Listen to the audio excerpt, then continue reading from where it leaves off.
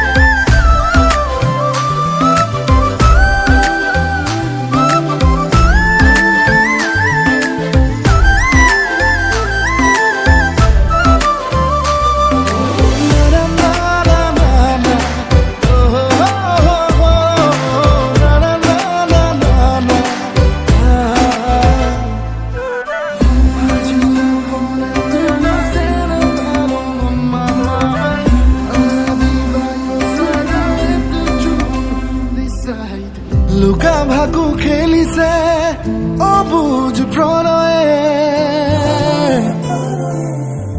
আৰে আৰে হাঁহিছে নীলাজ হৃদয়ে